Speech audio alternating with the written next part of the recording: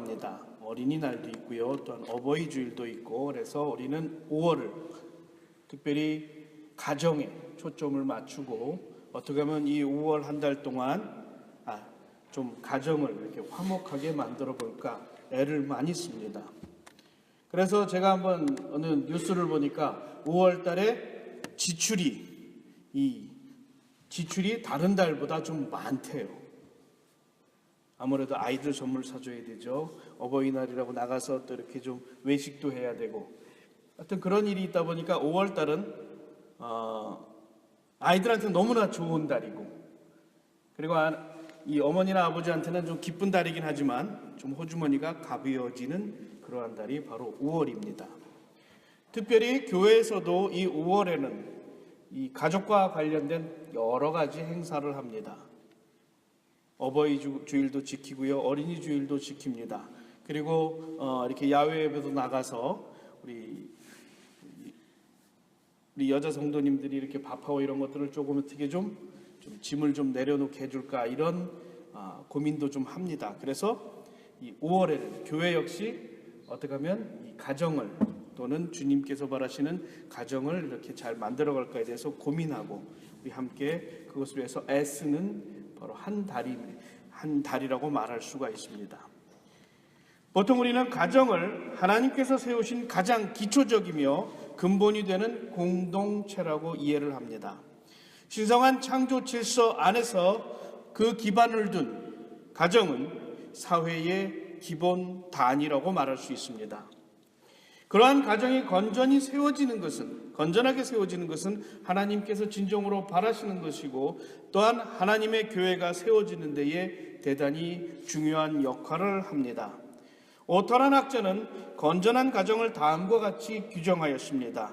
가족끼리 신념, 종교, 도덕적 가치를 공유하고 서로 사랑하고 배려하며 함께 일하고 즐기며 어떤 원칙에 대한 대화와 합의를 이루어 가족원 간의 개성을 존중하고 여가 및 특별한 휴식 활동을 가족이 함께하고 교육열이 있는 가정이라 그랬어요.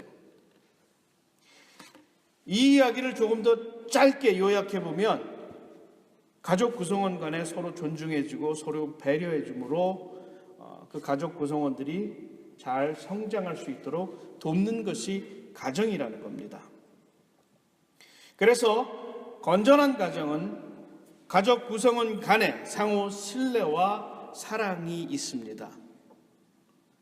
가족이 서로 사랑하지 않는다면 그 가정은 참으로 불행한 가정이 될 수밖에 없어요.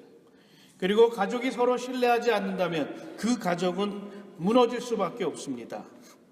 그리고 가족이 서로 존중하지 않는다면 그 가정은 깨질 수밖에 없어요. 그렇기 때문에 가정에서 사랑과 신뢰와 존중을 이어가는 것은 참으로 중요한 일이라고 할 수 있습니다. 그런데 기독교의 가정은 거기서 한 가지 더 추가되어진 것이 있습니다. 바로 그와 같이 신뢰와 사랑과 존중을 근거로 세워진 가정은 그 가정원 구성원끼리 행복하는 것에서 끝나는 것이 아니라 한 걸음 더 나아가서 하나님의 뜻을 이루고 하나님의 영광을 드러내는 귀한 그리스도의 가정이 되어야 된다는 것입니다. 가족을 이루는 첫 번째 가족의 구성원 기본은 부부입니다. 남자와 여자입니다. 대초에 하나님께서 사람을 창조했을 때에 하나님의 형상을 따라 지었는데 남자와 여자로 지었다라고 성경은 말합니다. 읽기에 따라서는 하나님의 형상은 남자와 여자의 모습, 즉 부부의 모습을 통해서 드러난다라고까지 이야기할 만큼 남자와 여자, 즉 부부는 대단히 중요한 의미를 가질 뿐만 아니라 하나님께서 그곳에 하나님의 권한을 위임함으로 인간 공동체에서 가장 소중하고 가장 중요한 아주 기초 단위라고 말할 수가 있습니다. 더욱이 이 부부는 하나가 되어서 하나님이 바라시는 뜻을 이루는 즉 세상을 섬기는 일을 감당해야 될 아주 중요한 역할을 담당하고 있습니다. 창세기 2장 이하를 보면요, 2장 4절 이하를 보면 이 사람이 없었을 때에 이 땅은 황폐하고 피폐한 광야와 같은 곳이었다라고 표현하고 있습니다. 땅을 갈 사람이 없어서 들에는 초목이 아직 없었고 밭에는 채소가 나지 않았다. 흙먼지가 날리고 메마른 그 땅, 그래서 제대로 생명이 살 수 없는 땅, 바로 그것이 사람이 창조되어지기 전의 모습이라는 거예요. 쓸모없는 것이라는 겁니다. 그래서 하나님께서 그 땅을 아름답게 가꾸기 위해서, 즉 땅을 섬기게 하기 위해서 사람을 만드셨어요. 아담을 만드셨어요. 그런데 하나님이 아담 홀로 있는 것이 어떻다 그랬습니까? 좋지 않았다 그랬어요. 보시기에 좋지 않은 첫 번째 사건이 아담 혼자 있는 거예요. 독초하는 것이 좋지 않았다라고 하나님께서 말씀하심으로 하와를 만들어 주셨습니다. 그제서야 비로소 서로가 아담과 하와는 하나가 되어서 하나님께서 바라시는 일을 감당할 만한 아름다운 부부가 되었다라는 거예요. 가정이 되었다라는 겁니다. 즉 하나님의 뜻을 이룰 만한 아주 기초적인 단위는 부부라는 겁니다. 가정의 아주 기본 단위인 부부를 통해서 하나님이 원하시는 뜻을 이루는 귀한 사역을 감당할 수 있게 되어집니다. 그렇다면 이 하나님의 뜻을 이룰 만한 아름다운 공동체인 가정이 올바로 세워지기 위해서는 무엇이 필요한가? 오늘 본문의 말씀에 보면 이렇게 되어 있습니다. 세월을 아끼는 가운데 주의 뜻을 이해하고 그리고 또한 성령의 충만함을 받으면 그 가정이 올바로 세워진다 그랬어요. 오늘 우리가 읽은 본문의 말씀은 에베소서 5장 22절부터 6장까지 이어지는 그 가정이 어떻게 세워질까에 대한 가정 규범이라고 합니다. 그 규범의 서론이에요. 그 서론의 출발점은 그 가정은 세월을 아껴야 된다는 거예요. 막 방탕하고 타락하면 안 된다는 겁니다. 세월을 아끼는 가운데 하나님의 뜻이 무엇인지가 잘 이해하고 있어야 된다는 겁니다. 그러기 위해서 성령 충만함이 필요하다는 거예요. 성령 충만함을 받으라는 것을 다른 말로 하면 하나님 나라의 백성, 하나님께 속한 자가 되라는 뜻입니다. 그와 같이 우리가 성령 충만함을 받을 때에 비로소 피차 복종하는 가정의 모습이 이루어질 수 있다는 겁니다. 우리는 주로 에베소서 5장 22절부터 읽어나가요. 아내여 남편에게 복종하라. 그런데 5장 22절의 원문에 보면 복종하라는 단어가 없어요. 그냥 아내여 남편에게. 이게 무슨 뜻일까? 21절에 피차 복종하라는 그 말씀의 동사를 그대로 받아들이는 겁니다. 근데 그 피차 복종하라는 그 복종하라는 말은 무조건, 조건 없이 무조건 하라는 뜻이 아니에요. 기쁨으로 내가 스스로 하라는 겁니다. 여러분, 누구에게 복종하는 것이, 누구를 섬기고 내가 낮아지는 것이 스스로 기쁨으로 할 수 있습니까? 어려워요. 내가 누구보다 낮아진다는 것, 내가 누구보다 못한 사람으로 스스로를 낮춘다는 것 참 어렵습니다.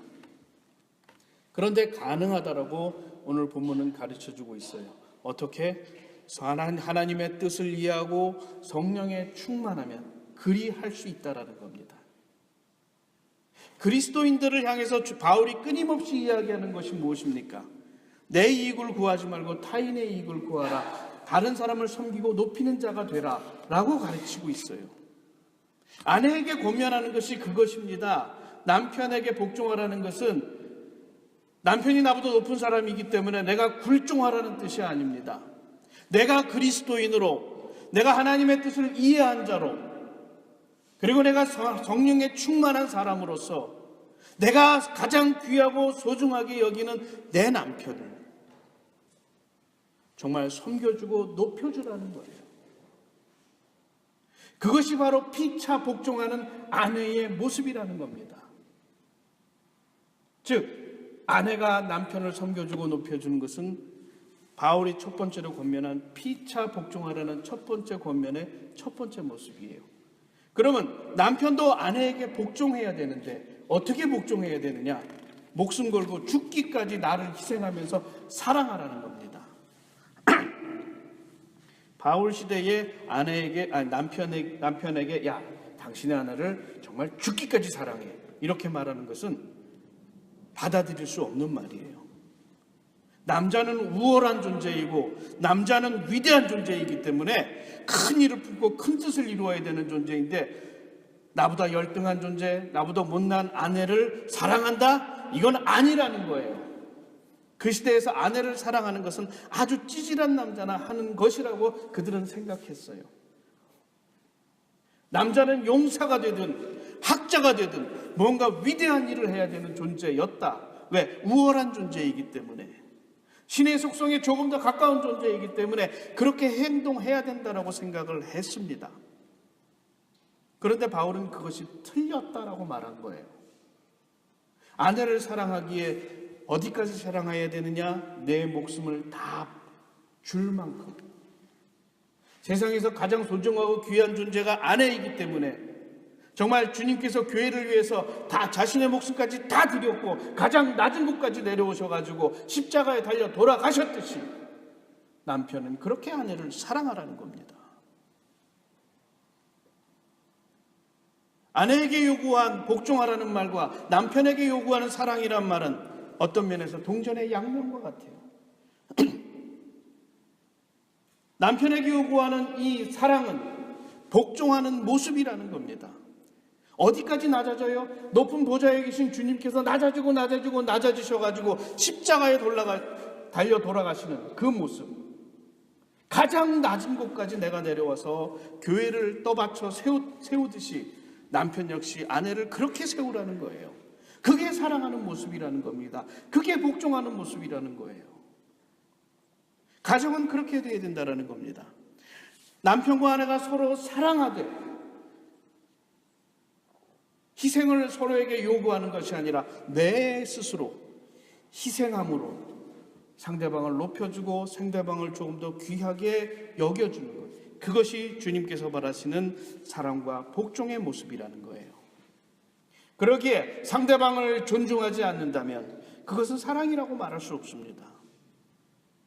상대방을 무시하고 상대방을 멸시한다면 그것은 하나님께서 바라시는 사랑의 모습이 아니에요.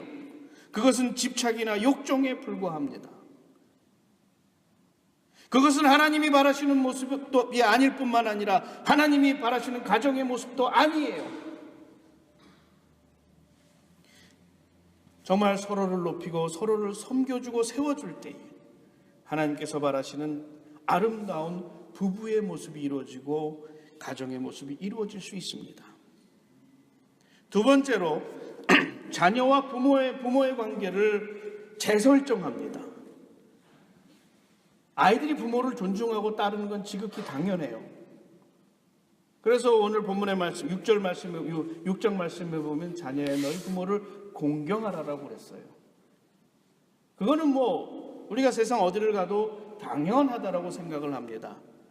나를 낳아주신 분이고 나를 키워주신 분이고, 그러니 얼마나 소중한 분이에요. 당연히 부모님을 공경하는 것은 지극히 당연합니다. 그런데 바울은 부모에게 이렇게 말합니다. 너희 자녀를 노엽게 하지 말라. 우리가 생각하기에 우리 자녀들 막 화나게 하고 노엽게 하는 일 가끔 있죠. 왜 그래요? 잘 키워보려고. 때로는 혼내기도 하고 때로는 막 뭐라고 잔소리도 합니다. 그럼 아이들 되게 짜증내죠. 그런데 그러한 모습이 너무 심해질 때에 아이들은 자존감이 떨어지고 때로는 문제를 일으키는 아이가 될 수도 있다는 거예요. 그래서 현대 교육학자들은 아이를 어떻게 키워야 되느냐? 첫째는 자존감을 세워주라는 거예요. 그랬더니 요즘에 그 많은 부모님들은 자존감을 세워준다는 말과 아이들이 막 뭐라 그래 버릇없이 구는 것을 똑같은 것으로 착각하는 부모님들이 가끔 있어요. 그거는 아닙니다. 자존감을 키워주는 것은 아이가 스스로 자기가 참 귀중하고 소중한 존재라는, 그래서 내가 소중하고 귀한 존재이기 때문에 다른 사람도 똑같이 소중하고 귀한 존재인 것을 깨닫는 그러한 인식이 있어야지만 올바른 자존감이 세워졌다라고 말할 수 있어요. 나는 높은 존재이고 너는 내 종이야라고 말하는 것은 올바른 자존감이 아니에요. 그거는 근자감만 키워준다 그렇게 말할 수 있습니다. 근거 없는 자만심이라 그러죠. 그래서 자만심을 키워주는 것과 자존감을 키워주는 것은 전혀 다릅니다. 그래서 현대 이 교육학자들은 아이들에게 자존감을 키워주려고 노력하라라고 이야기를 합니다. 그리고 실제로 많은 부모님들은 우리 아이들이 정말 올바로 크고 자존감이 있고 아주 지혜롭고 건강하게 크기를 간절히 바랍니다. 그래서 아이들에게 무언가 투자하는 것에 이렇게 주저하질 않아요. 그래서 아이들 사업하는 사람들은 망하지 않는다 이런 얘기까지 있을 정도예요. 제가 몇 년 전에 맨하탄을 갔는데요. 타임스퀘어 바로 그 공원 전에 토이저러스라고 아이들 장난감 가게가 있어요. 들어갔는데 이건 그냥 장난감 백화점이더라고요. 그 안에 그 티라노사우루스 그 인형이 있는데 실물 크기래요. 정말 이렇게 봐야 될 정도로 엄청나게 큰 인형이 있어요. 그 안에 정말 수많은 장난감이 있습니다. 그리고 아이들이 들어오는데 발 디딜 틈이 없어요. 그리고 그 아이들의 눈이, 아이들의 표정이 이루 말할 수 없이 행복해요. 너무 좋다니까 이리 뛰고 저리 뛰고 소리 지르고 자기들끼리 장난감 막 다다다다다 이리고 놀고. 장난감 가게가 이렇게 클 수가 있구나. 웬만한 한국 백화점만큼 커요. 대단하더라고요. 현대에는 아이들을 그렇게 키우고 싶어 해요. 아이들이 부족함 없이, 아이들이 정말 자존감을 갖고 잘 살기를 바랍니다. 그래서 나를 희생하더라도 우리 아이들이 잘 클 수만 있다면 그것으로 우리는 만족한다라고 생각을 해요. 가끔 그 방향이 좀 삐딱해서 그렇지 그것이 그 근본은 틀렸다라고 말할 수는 없습니다. 아이들이 정말 잘 자랄 수 있도록 돕는 것은 정말 부모의 역할이라고 말할 수 있어요. 그런데 예수님 시대의 아이들은 현대의 아이들과는 전혀 다른 대우를 받았습니다. 요즘에는 아이들이 왕입니다. 아이들이 최고예요. 그런데 예수님 시대의 아이들은 존재감 제로입니다. 어느 누구도 아이를 잘 돌봐서 잘 키워야 된다는 생각을 하는 어른들은 거의 없었어요. 그저 아이들은 내 소유물이었고 내가 마음대로 해도 되는 그러한 존재에 불과했습니다. 그래서 숫자를 셌을 때도 어른 남자만 셌지 여자와 아이들은 그 숫자에 들어가지 않았어요. 심지어 아이들을 제사에 바치는 일까지 있었습니다. 그만큼 아이들은 그 당시에 무시당하고 천대받았습니다. 아버지의 소유물로서 아버지가 명령하면 무조건 따라해주는, 복종해야 되는 존재가 아이들이었어요. 그런데 그러한 아이들을, 그렇게 무시당하고 멸시당하는 아이들을 바울은 뭐라고 했냐면 그 부모들에게 그들을 화나게 하지 말라. 그리고 주님께서 가르쳐 주신 교훈과 훈계로 양육하라. 여러분, 주의 교훈과 훈계가 뭡니까? 주님께서 우리에게 가르쳐 주신 말씀의 핵심은 사랑하라는 거예요. 그리고 존중해 주라는 거예요. 다른 사람을 높이라는 거예요. 내가 충만하기 때문에, 내 은혜가 정말 족하기 때문에 내가 받은 그 은혜를 다른 사람에게 나누라는 겁니다. 그 모습이 섬김이고 그 모습이 봉사예요. 그러한 모습으로 아이를 가르치라는 거예요. 그리고 그 아이들이 그렇게 행할 수 있도록 그들을 도우라는 겁니다. 그 시대 사람으로서는 이거 도저히 납득이 되질 않는 거예요. 아니, 아이, 내가 기분 나쁘면 때려도 되는 존재예요. 그리고 말 안 들으면 그냥 내쫓아도 되는 존재예요. 별로 그렇게 중요하지 않은 존재였어요. 그런데 그렇게 하지 말라는 거예요. 귀하고 소중한 존재이다. 정말 하나님께서 너무나 아름답게 창조한 가장 아름다운 존재가 아이라는 거예요. 그래서 너희가 이 아이 같지 않으면 천국에도 들어갈 수 없다라고 주님께서 말씀하셨던 거예요. 천국에 들어갈 수 있는 가장 모범적인 존재가 바로 아이라는 겁니다. 바울도 그것을 받아들인 거예요. 그러니까 아이를 노엽게 하지 말라. 그들의 마음에 상처가 나거나 그들의 영혼이 아프지 않도록 그들을 돌보라는 겁니다. 그 아이들을 귀중하고 소중하게 그들을 양육하고 훈계하라는 거예요. 아이를 무시하지 말라는 겁니다. 내 자녀들을 귀하고 소중하게 그들을 양육하라는 겁니다. 여러분, 아이들을 가르칠 때에 정말 사랑과 섬김으로 가르치시기 바랍니다. 하나님께서 내게 주신 아이이지만 주님의 눈에는 그 아이와 나는 하나님의 같은 백성이에요. 가장 소중한 존재입니다. 그들의 인격을 무시해서도 안 되고 그들을 멸시해서도 안 됩니다. 내가 주님의 은혜를 받은 소중한 존재이라면 내 아이들 역시 마찬가지로 귀하고 소중한 존재입니다. 하나님 앞에서. 그래서 그들을 존중해 주어야 돼요. 그들을 믿어줘야 돼요. 그들이 올바로 세워지고 자랄 수 있도록 도와줘야 돼요. 그래서 아이를 가르치는 일의 시작은 바로 그들을 존중해주고 믿어주는 곳에서 시작되어집니다. 결코 쉽지 않아요. 아이들을 믿어준다는 것, 부모가 아이를 믿는 것만큼 어려운 일이 사실 없습니다. 왜냐하면 너무 잘 알거든요. 아이들이 이렇게 머리 굴리고 이렇게 다른 길로 싹 빠져나가는 거 우리 뻔히 알잖아요. 그러다 보니까 우리가 아이들을 막 좁니다. 그런데 그 기저에는 불신과 그들에 대한 무시가 있다는 거예요. 그래서는 안 된다는 겁니다. 때로 아이들이 잘못된 길로 빠질지라도 정말 우리가 그들을 믿어주고 신뢰한다면 아이들은 잠시 돌아갈 뿐이에요. 그런데 그들을 믿어주지 않을 때에 우리는 무슨 일을 하냐면 그들이 돌아올 수 있는 길을 막아버리는 일을 합니다.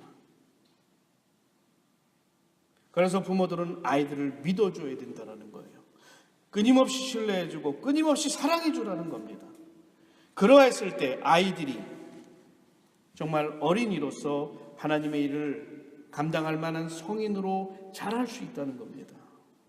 그들에게 신뢰를 먹이고 그들에게 믿음을 먹이고 그들에게 존중하는 마음을 먹이라는 거예요.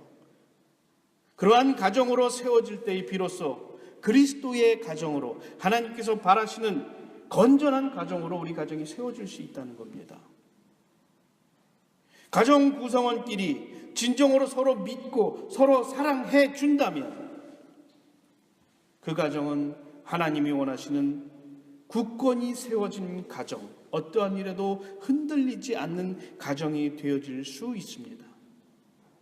그리고 한 걸음 더 나아가서 그와 같이 건전한 가정으로 세워졌을 때에 그 가정을 통해서 하나님의 역사를 이루어 나갈 수 있습니다.